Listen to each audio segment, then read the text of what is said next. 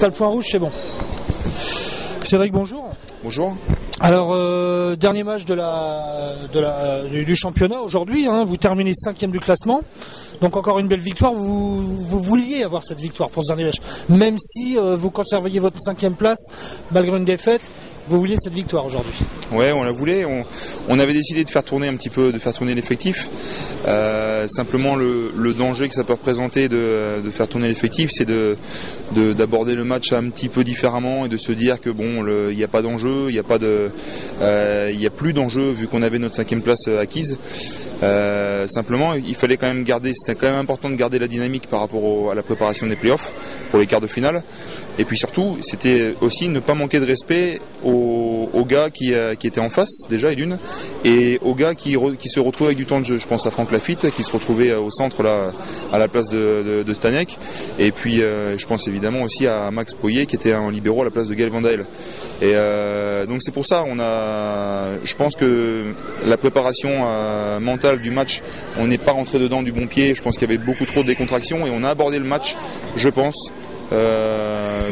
On voulait s'en faire une fête, mais on s'en est fait une fête avant de le jouer, ce match. On le sentait, les deux premiers sets, vous les perdez à l'extrême limite, hein, à chaque fois de 2 points. On sentait qu'il n'y avait pas une concentration extrême. Non, vraiment pas. Non. Les 2 premiers sets, on est catastrophique. Hein. Il n'y a pas d'autre mot. Alors après, par contre, moi, je veux bien que ce soit clair. Il faut préserver un mec comme Franck Lafitte qui se retrouve à sortir au 3e set. Il ne faut pas non plus se dire que c'est de la faute à Franck Lafitte. C'est une faute grossière, collective. Voilà. Et elle n'est pas individuelle, cette faute-là. Et moi, je suis vraiment déçu ce soir pour Franck, qui se retrouve un petit peu évincé du groupe. Mais non. D'ailleurs, on a senti que tout le groupe dès le 3e set avait envie de réagir. C'est ce qui s'est passé. Ouais, parce qu'on a quand même de l'orgueil. C'est un peu ce qu'on s'est dit à la fin du 2e set quand on est allé au vestiaire. On a voulu on a axé un peu le discours là-dessus. Et de toute façon, les gars sont tous orgueilleux, autant les uns que les autres. Mais il fallait réagir, ouais, ça c'est sûr. Après, aller jusqu'à la victoire, tant mieux, c'est très bien, parce que c'est ce qu'on s'était fixé, hein, quand même, malgré tout. Mais au moins montrer un autre visage, parce que c'est pas bon, ça aurait pas été bon d'entamer les playoffs comme ça et d'arriver contre Tourcoing en quart de finale avec un match comme ça. Avec la défaite, c'est une chose, mais c'est surtout la manière ce qu'on a montré sur les 2 premiers sets, c'était vraiment pas bon, c'était vraiment hyper négatif. Donc il fallait montrer autre chose, quoi. Donc finalement, vous terminez 5e, vous êtes content de cette saison parce que c'est une place à laquelle vous attendiez pas forcément. Non, c'est super. L'objectif initial était la qualif pour les playoffs. On s'était dit on va essayer de terminer dans les 8. On fait une super saison sur un effectif qui est remanié, je le répète, on l'a dit maintes et maintes fois depuis le début de saison, mais il est remanié à 90%, c'est cet effectif-là. Il y a l'osmose la mayonnaise a pris, quoi. Et c'est super. Le groupe a vite trouvé ses marques. On a marqué des points d'entrée de jeu dans le championnat, ce qui donne confiance aussi au groupe, évidemment. Et puis on a su prolonger ça, on a su tenir le tout, et on a cette 5e place qui peut être synonyme de Coupe d'Europe. Donc c'est une super saison. Même avant de jouer ces quarts de finale, c'est déjà une super saison. Alors maintenant, par contre, connaissant tous les gars un par un, et aussi bien Joseph que moi, on est en quart de finale, c'est pas pour aller faire de la figuration non plus. On va jouer contre Tourcoing, c'est une équipe qu'on a battue 2 fois au match aller, au match retour. C'est une équipe qui nous réussit, on va dire, cette année. Et on a vraiment envie d'aller au bout. C'est un groupe qui va un peu perdurer aussi, puisque l'année prochaine l'ossature restera quasiment la même, à part Marien qui a décidé d'aller jouer ailleurs. Le reste, ça restera le même groupe. Donc c'est très important, c'est super. Mais justement, ce quart de finale là, il faut qu'on l'aborde de la meilleure des manières pour que cette saison, pour qu'on ait une bonne fin, quoi. Voilà. Après, qu'on gagne, qu'on perde, je ne sais pas trop ce qui va se passer, on verra bien, c'est les quarts de finale et j'espère qu'on ira un petit peu plus loin, mais qu'on fasse une belle chose, qu'on fasse une bonne fin de saison pour emmagasiner encore du positif pour la saison prochaine. Il y a confiance pour la saison prochaine. Bien sûr. Donc pour la saison prochaine, il y a des arrivées qui sont prévues au sein du club pour l'instant, vous avez déjà des touches Oui, ça, des contacts, on en a, parce que oui, voilà, on fait une Coupe d'Europe.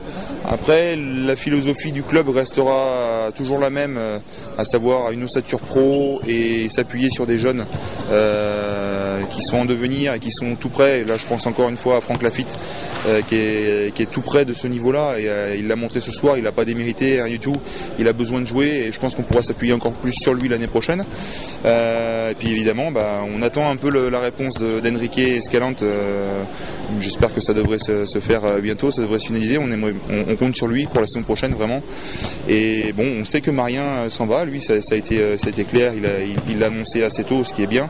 Et du coup, c'est ce qui nous a annoncé un petit peu. Et on a des pistes. Ça vous a surpris son départ? Il venait d'arriver, il s'en va. Pour toi, il se sentait bien apparemment. Ça nous a surpris. Non, ça surprend pas trop. Bon, à partir du moment où un gars est en fin de contrat ou alors une clause libératoire à la fin d'une saison, on sait que tout peut arriver. Après, bon, c'est Marien, il s'est fixé des échéances par rapport à l'équipe de France. Il a peut-être des possibilités d'aller dans un club un peu plus réputé, peut-être que où le sélectionneur a plus le regard aussi, porte plus son regard. On ne sait pas trop ce qui se passe, mais bon, c'est vrai. Nous, la satisfaction qu'on a, c'est que Marien il est venu ici et il a explosé ici. L'année dernière, il fait une belle saison à Asnières, même si bon, l'année dernière, ils se sont retrouvés relégués. Mais nous, c'est quand même une satisfaction. On l'a fait venir. Il fait une saison très correcte. Voilà. Après, on lui souhaitera bonne route, mais on va lui souhaiter bonne route avant ici pour faire la saison n'est pas finie. Non, on va d'abord finir la saison avec lui. Il est encore motivé pour les derniers matchs. Oui, ça je lui fais confiance. Le 22 avril, mercredi prochain. Donc on l'a bien dit, ce quart de finale de play-off contre Tourcoing. Vous allez faire une préparation particulière, il vous reste une semaine. Ouais, la chose positive, c'est qu'on a une bonne semaine pour préparer ce match-là. Donc on va pouvoir récupérer dans un premier temps.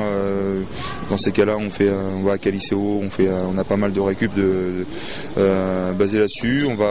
On va se caler, je pense, 2 ou 3 bons entraînements d'ici mercredi prochain. Mais après, les préparations sont sensiblement les mêmes, et on va pas changer parce que c'est le quart de finale. Et on a pas mal de bases de données maintenant sur cette équipe-là. On va essayer de préparer un truc assez propre et puis après continuer à jouer sur nos valeurs parce que c'est bon, la préparation c'est une chose, mais il faut bien qu'on se recentre nous sur ce qu'on met aux entraînements parce que c'est aussi le danger sur une fin de saison de relâcher aux entraînements et malheureusement quand on relâche aux entraînements le week-end on le paye directement donc ça va être aussi un mot d'ordre. On va se retrouver déjà jeudi là. Demain ça va être repos, jeudi on va se retrouver, on va un peu discuter tous ensemble, c'est ce qu'on a décidé avec Joseph. Et en tout cas moi ça va être un peu mon discours, il faut rester mobilisé et aux entraînements ne pas relâcher parce que ce serait la grave erreur je pense. Et on a l'avantage de jouer à domicile aussi ce match-là. Ouais, on va jouer à domicile, j'espère qu'il y aura bien du monde au rendez-vous pour venir faire du bruit parce que c'est quand même un quart de finale. Et je pense qu'on a les armes pour proposer un beau spectacle et vraiment un bon petit truc. Donc on va le jouer à la maison. Ce serait bien de l'emporter évidemment pour leur mettre une petite pression de manière à ce qu'ils soient un peu repoussés dans leur retranchement parce qu'on sait que Tourcoing un peu mené, un peu déstabilisé, c'est une équipe qui peut partir un petit peu qui peut partir en sucette un petit peu. Donc en gagnant le premier match ici, ce serait pas fait c'est sûr, mais psychologiquement voilà, on serait sur 3 victoires de suite sur eux dans la saison. Bon, voilà, on va se concentrer sur ce premier match parce qu'il va être très très important évidemment. Écoutez-nous sur toulouseblog.fr, on va vous faire du buzz pour ramener du monde. Donc rendez-vous mercredi 22 ici. Rendez-vous au maximum de Toulousains. On sera là présent. Merci. Voilà, parfait.